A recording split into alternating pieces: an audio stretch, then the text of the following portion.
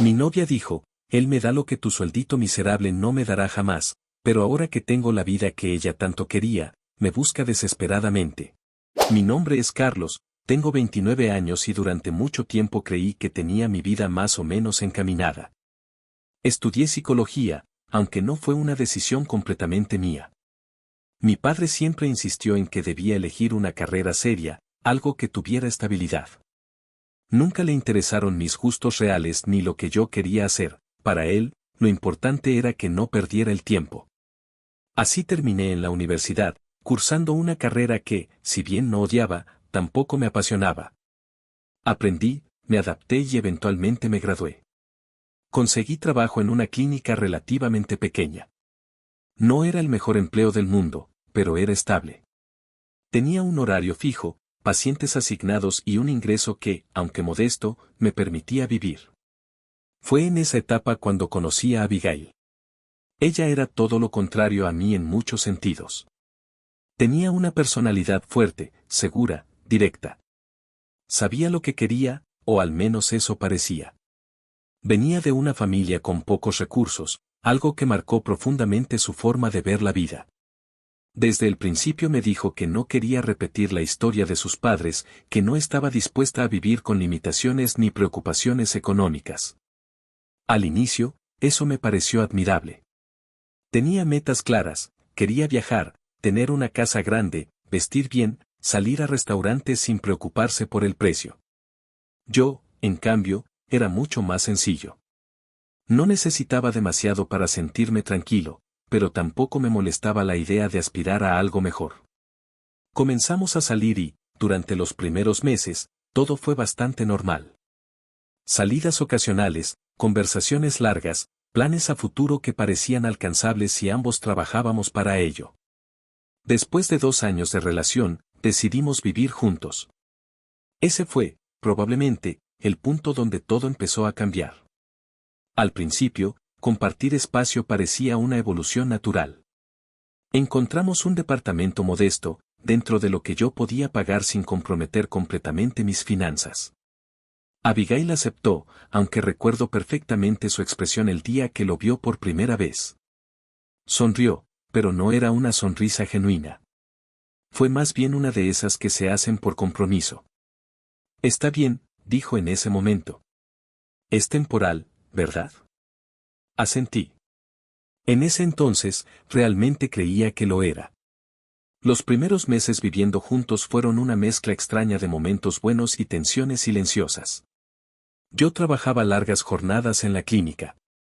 Incluso en días de descanso aceptaba citas adicionales, y durante fechas como Navidad o fines de semana, cuando otros preferían descansar, yo aprovechaba para generar un poco más de ingreso. No lo hacía solo por mí. Lo hacía porque quería construir algo.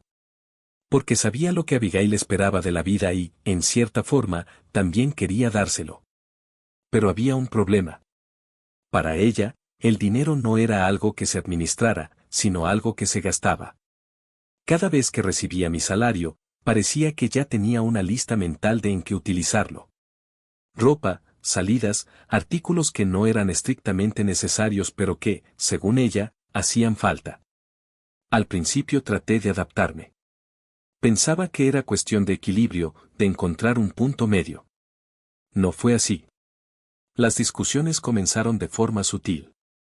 Comentarios aquí y allá, pequeñas críticas disfrazadas de sugerencias. No puedes vivir siempre así, me decía. Trabajas demasiado para ganar tan poco. Yo intentaba explicarle que estaba empezando, que la experiencia también era importante, que eventualmente podría aspirar a algo mejor. Pero ella no lo veía de esa manera.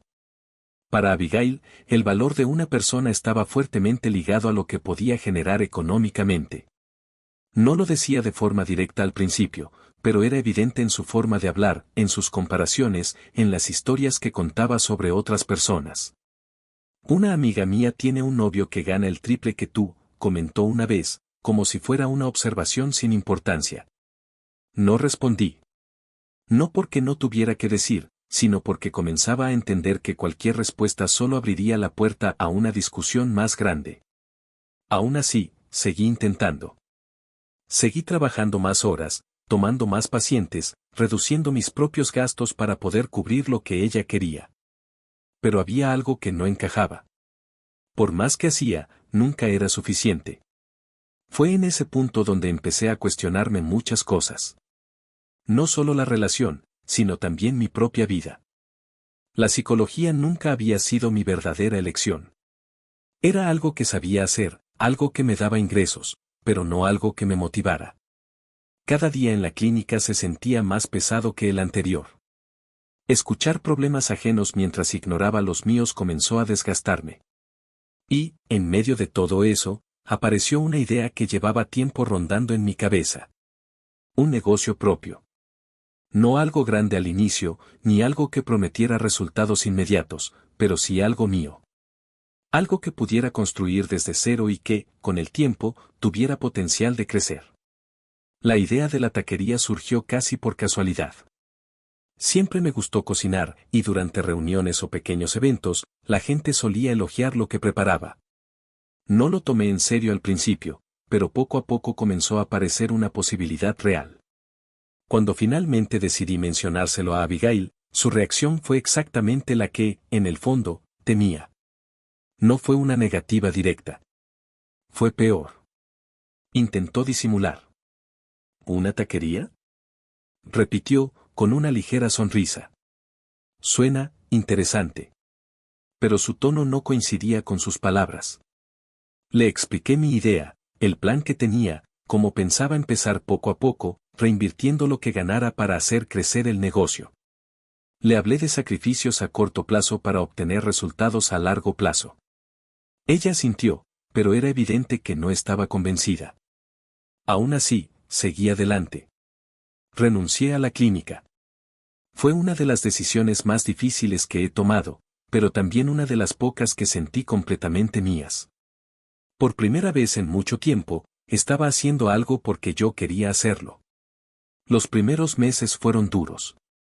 No tenía una gran inversión inicial, así que empecé con lo básico. Un pequeño local, equipo sencillo y muchas horas de trabajo. Prácticamente vivía entre el negocio y la casa. Aprendía sobre la marcha, proveedores, costos, manejo de clientes, errores que costaban dinero y aciertos que apenas compensaban. Pero había algo diferente. A pesar del cansancio, me sentía más vivo. Sin embargo, en casa, la situación era otra. Abigail comenzó a mostrarse cada vez más incómoda con lo que yo hacía. No lo decía abiertamente al principio, pero sus actitudes cambiaron. Comentarios sarcásticos, silencios incómodos, miradas que decían más que cualquier palabra. ¿Y cómo te fue hoy en eso? Preguntaba a veces, evitando incluso mencionar la taquería. Con el tiempo, dejó de disimular. No puedo creer que hayas dejado tu trabajo por esto, dijo una noche, durante una discusión que comenzó por algo mínimo. Pasaste de tener algo estable a vender tacos. Intenté explicarle que era un proceso, que ningún negocio crece de la noche a la mañana, que necesitaba tiempo. Pero ella no estaba interesada en el proceso. Solo en los resultados. El dinero que entraba al inicio era limitado, como era de esperarse. En lugar de gastarlo, decidí hacer algo que consideraba lógico, reinvertir la mayor parte. Para mantener cierto equilibrio, me asigné un sueldo personal, prácticamente el mismo que tenía en la clínica. Lo suficiente para cubrir gastos básicos, sin comprometer el crecimiento del negocio. Para mí, tenía sentido. Para ella, no. Eres un tacaño, me dijo directamente una tarde. Ahora tienes algo propio y sigues viviendo como si no tuvieras nada. Le expliqué nuevamente mi lógica, con calma, tratando de que entendiera. Si no reinvierto, el negocio no va a crecer, le dije. Esto es a largo plazo. Su respuesta fue inmediata. Entonces es una basura de negocio. Esa frase marcó algo. No fue solo el contenido, sino la forma en que lo dijo. Sin dudar, sin matices, como si fuera una verdad absoluta. He visto suficientes programas como para saber cómo funcionan los negocios, continuó. En programas como Shark Tank, los negocios generan millones. Si lo tuyo no da eso, entonces no vale la pena. Me quedé en silencio unos segundos. No porque no pudiera responder, sino porque empecé a entender algo que hasta ese momento había evitado aceptar.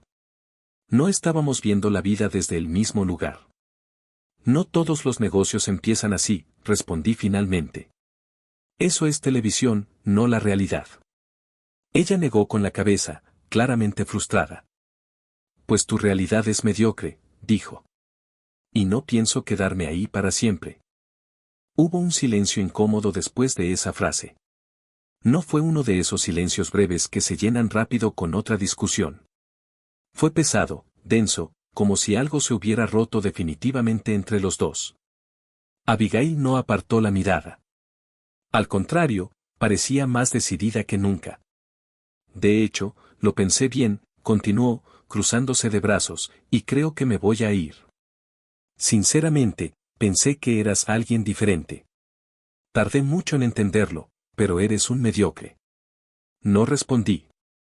En ese momento, cualquier palabra iba a ser inútil. Había algo en su tono que dejaba claro que ya no estaba hablando desde la frustración del momento, sino desde una decisión que llevaba tiempo tomando. Me limité a mirarla. Eso pareció incomodarla por un segundo, pero se recompuso rápidamente. De hecho, añadió, desviando ligeramente la mirada, conocí a alguien. Esa frase sí me hizo reaccionar, aunque traté de no demostrarlo demasiado. ¿Alguien? Pregunté, manteniendo la voz lo más neutral posible. Sí. Se llama Oscar, respondió sin rodeos. Es mayor que yo, pero sabe lo que hace. Es dueño de una constructora. Hizo una pequeña pausa, como esperando que procesara la información. Y gana mucho mejor que tú.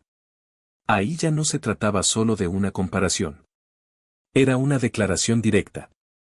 Sentí una mezcla extraña de enojo y algo más difícil de describir. No era sorpresa, al menos no del todo. En el fondo, creo que ya intuía que algo así podía pasar. ¿Desde cuándo? Pregunté. ¿Eso importa? Respondió rápidamente.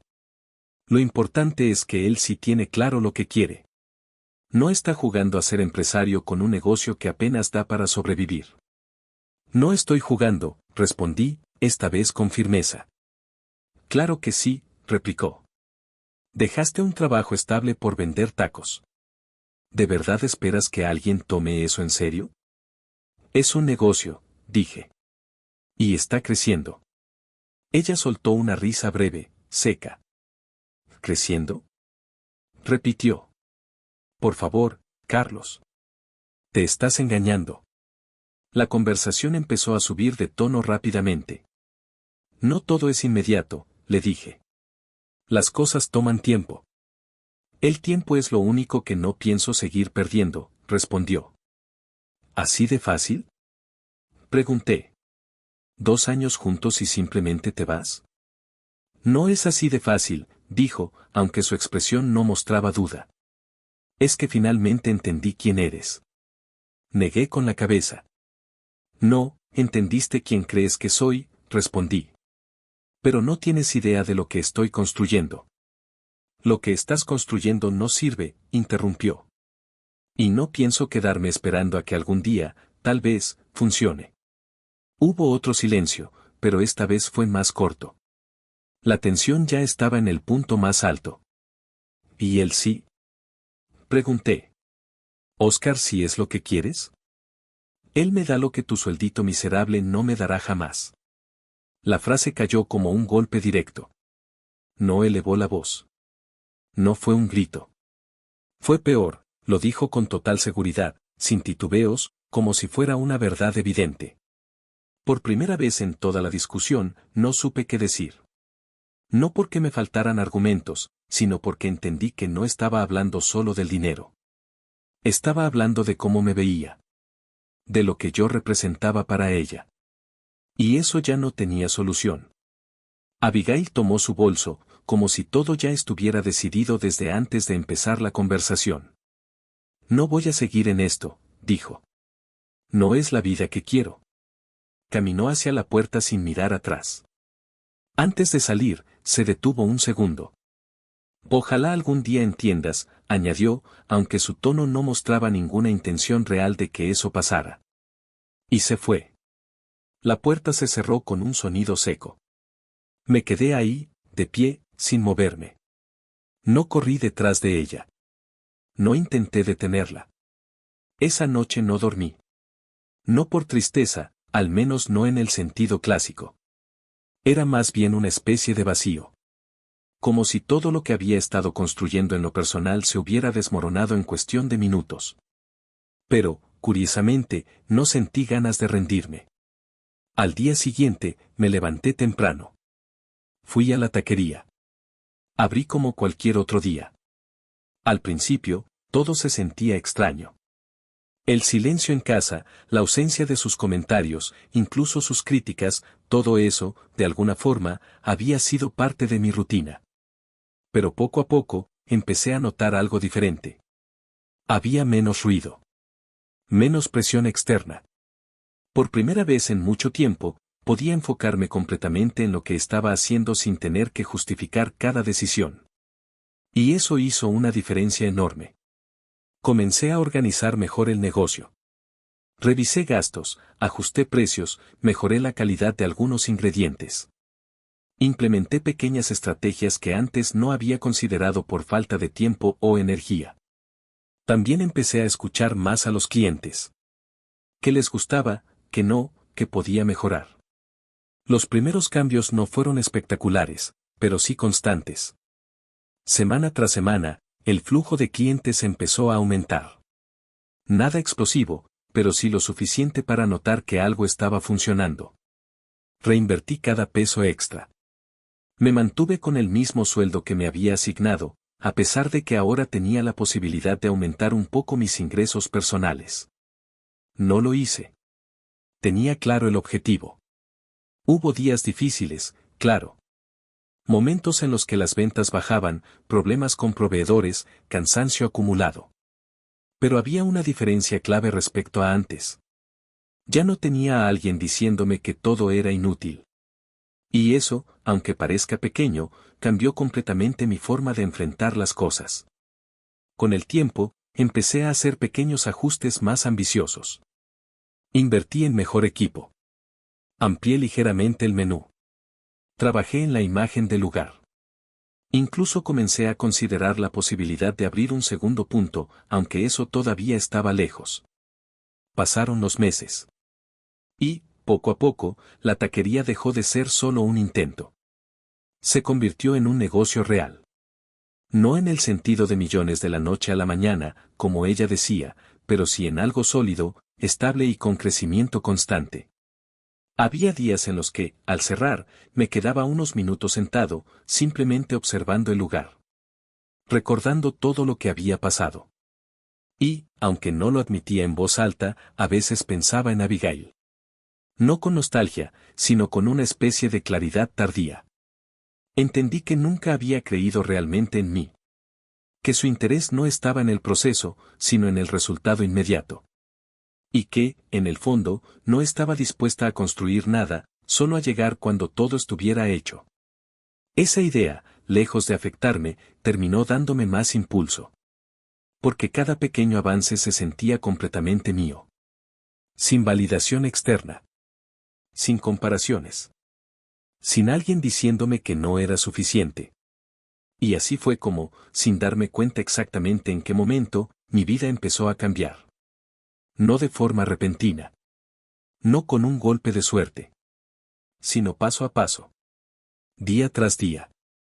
Decisión tras decisión. Hasta que, eventualmente, llegué a un punto en el que ni yo mismo habría creído posible meses atrás. El tiempo hizo lo que siempre hace, no pidió permiso y avanzó. La taquería dejó de ser una apuesta incierta y se convirtió en un negocio sólido. Luego en 2. Después en 3. Para cuando quise darme cuenta, ya no estaba atendiendo personalmente cada cliente, sino supervisando equipos, revisando números, organizando turnos y resolviendo problemas más grandes. Abrí más sucursales. No de forma impulsiva, sino calculada.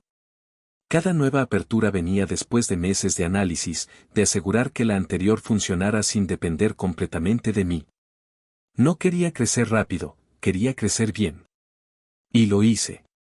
Seguí viviendo con lo mínimo durante mucho tiempo. Mientras otros habrían empezado a gastar en cuanto vieron dinero, yo hice lo contrario.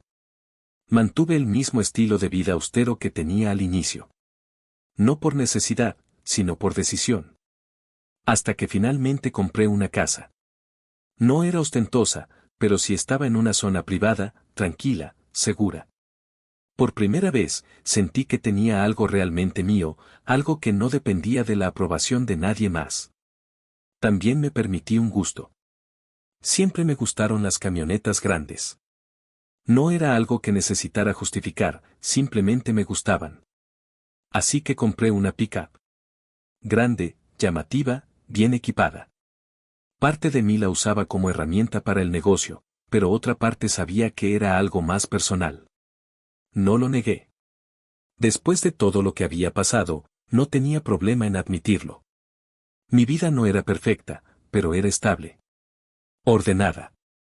Construida con intención. Y entonces, un día, el pasado decidió aparecer sin avisar. Estaba en una de las sucursales más recientes. No era la más grande, pero sí una de las más importantes estratégicamente. Revisaba inventario, hablaba con el encargado, ajustaba algunos detalles operativos.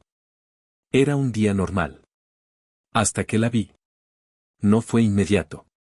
No llegó con seguridad ni con esa presencia que solía tener. De hecho, pasó desapercibida unos segundos. Pero cuando levanté la vista, ahí estaba. Abigail. Más delgada.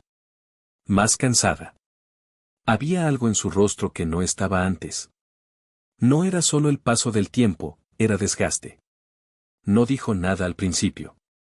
Se quedó ahí, a unos metros, como si no estuviera segura de si debía acercarse. Yo tampoco hablé.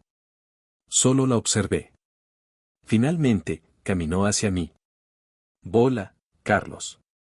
Su voz ya no tenía la firmeza de antes. Bola, respondí, sin emoción. Hubo un silencio incómodo. Ella miró alrededor, como si intentara procesar todo. He visto, lo que hiciste, dijo finalmente. Tienes varios locales, ¿no? Sí. Respuesta corta. No vine a presumir ni a explicarle nada. Ella asintió lentamente. Se nota, añadió. Todo se ve, bien. No respondí. No había nada que agregar. Respiró hondo, como preparándose para algo. Carlos, yo. Quiero pedirte perdón. La frase salió directa, sin adornos. La miré sin cambiar la expresión. Fui injusta contigo, continuó. Fui ambiciosa. No, peor, fui codiciosa. Pensé que sabía lo que quería, pero en realidad solo quería dinero. Una vida fácil. No me importó cómo ni con quién. Bajó la mirada. Y me equivoqué. Esperé. Sabía que no había terminado. Oscar, dijo, casi con vergüenza. No era dueño de ninguna constructora. Solté una pequeña risa, breve, sin humor. Vaya sorpresa. Ella cerró los ojos un segundo, como si esperara esa reacción. Me mintió, continuó. Todo era mentira. Vivía de aparentar. Me convenció de pedir préstamos, a mi nombre. Decía que era temporal, que iba a invertir, que luego lo pagaría todo. Hizo una pausa. Desapareció. La palabra quedó flotando.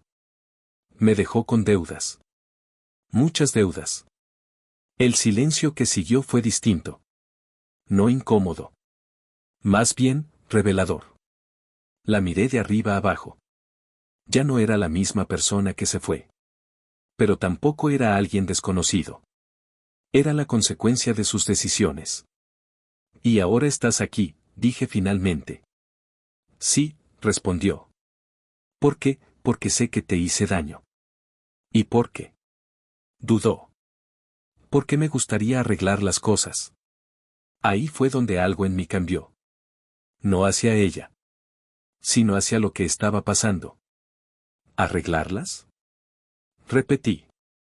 Sí, dijo, casi en un susurro. Yo, sé que no tengo derecho a pedir nada, pero...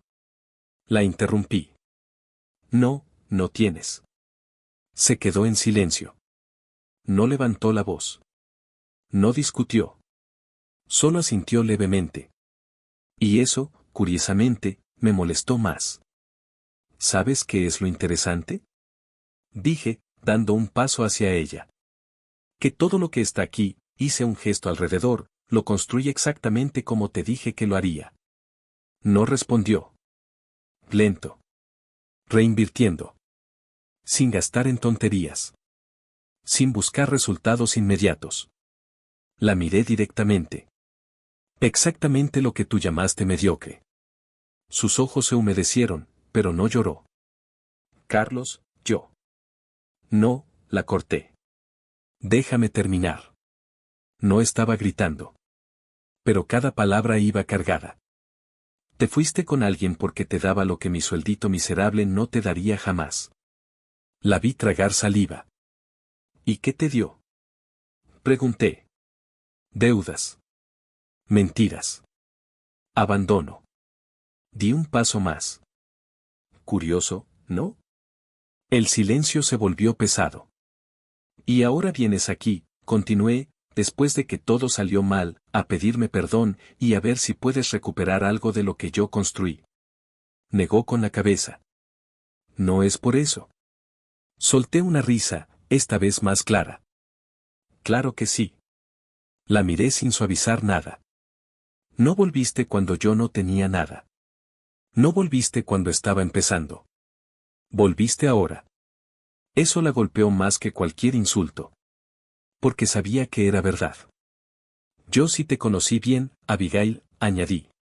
Mucho mejor de lo que tú me conociste a mí. Se quedó completamente en silencio. Te importa el resultado, no el proceso. Te importa el dinero, no cómo se consigue. Y, sobre todo, te importa estar del lado que gana. Sus ojos finalmente se llenaron de lágrimas. No soy esa persona. Sí lo eres. La respuesta fue inmediata.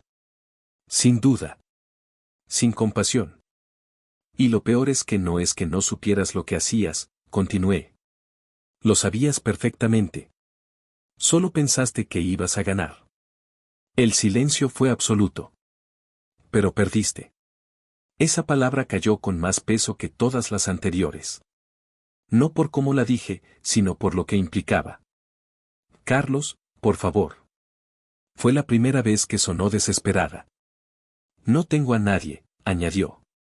Estoy endeudada. Perdí todo. La miré unos segundos. Evaluando. No su situación. Sino lo que yo sentía al respecto. Y la respuesta fue clara. Nada. Ni enojo. Ni tristeza.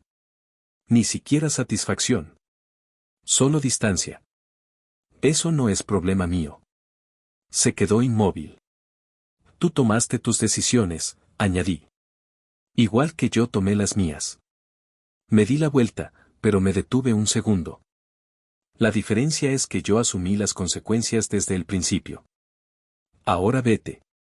No quiero volver a verte. Abigail se quedó ahí, inmóvil, como si no terminara de procesarlo. Y entonces, finalmente, se rompió. Las lágrimas comenzaron a caer sin que pudiera detenerlas. Perdón, dijo, con la voz quebrada. De verdad, perdón. Lo siento, repetí. No tengo tiempo para disculpas baratas. Eso fue lo que terminó de derrumbarla. Se llevó una mano al rostro, intentando contener el llanto, pero ya era inútil.